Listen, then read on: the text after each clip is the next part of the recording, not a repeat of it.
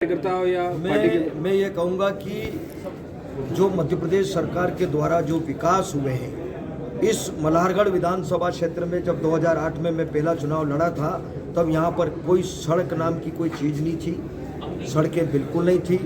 यहाँ तालाब staff dam नहीं थे, सिंचाई योजना नहीं थी, यहाँ महाविद्यालय नहीं थे, यहाँ 30 बिस्तर हॉस्पिटल नहीं थे। ये सारे काम 2008 से लगा करके अभी 23 तक यहाँ पर 3 कॉलेज हो गए। यहाँ पर 1016 करोड़ की मल्हारगढ़ तहसील में सिंचाई योजना, जो गांधी सागर का पानी किसानों के खेत में एक खेत में जाएगा, और पूरे विधानसभा क्षेत्र में 2376 करोड़ की जो योजना गांधी सागर की, सीतामऊ कयमपुर की जो योजना बनी है वो भी इसमें है। सड़कों का पूरा जाल बिछा है, 30 बिस्तर हॉस्पिटल यहाँ पर हुए हैं।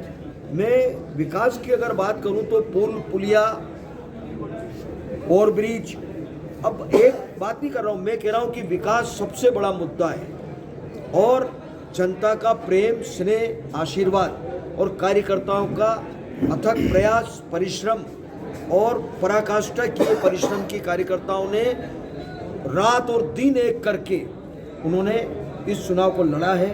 निश्चित रूप से ये सारा श्रेय इन सारी बातों। कांग्रेस के कैंडिडेट की जमानत जब्त होने की ओर वो अग्रसर है, इस बारे में क्या कहेंगे?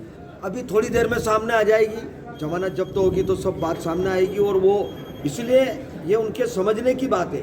बहुत अहंकार में थे वो लोग, ये अहंकार का भी परिणाम है, यह अहंकार की हार हुई है। कमलनाथ जी ने और कहा था कि हम प्रचंड बहुमत से आ रहे हैं, इसे कैसे देखते हैं? बनाओ सूची, अब वो यही काम करेंगे। उनका काम अब सूची बनाने का ही रहेगा, कांग्रेस का काम और कुछ नहीं कर सकते। जमानत के लिए 35,000 चाहिए, अभी 16,000 है कांग्रेस के कैंडिडेट के पास। सेकंड नंबर पर निर्दलीय है, क्या कहेंगे? बिल्कुल, मैं तो कह रहा हूँ कि जमानत जब तो होगी, अभी थोड़ी देर में रिजल्ट सामने आ जाएगा। राहुल गांधी ने 150 सीटों का बड़े कॉन्फिडेंस के साथ दावा किया था। अरे भाई, कौन भरोसा कर रहा है इनका, मुझे बताओ।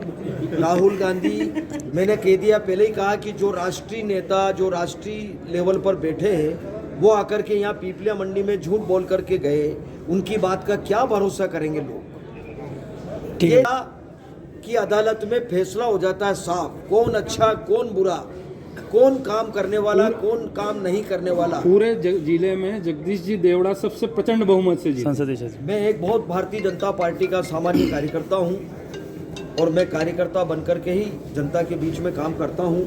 कार्यकर्ताओं का बहुत अटूट प्रेम और स्नेह मेरे ऊपर है। मैं कोई शब्दों में उनको किन शब्दों में धन्यवाद दूं, मेरे पास कोई शब्द नहीं है। आपके अब तक के कार्यकाल के आप सबसे बड़ी जीत की ओर अग्रसर है। अब तक आप 37,000 से आपकी सुमासा की, इससे भी अधिक वोटों से आप जीत की ओर अग्रसर है। इसे कैसे देखते हो, इसका श्रेय किसे देना चाहिए?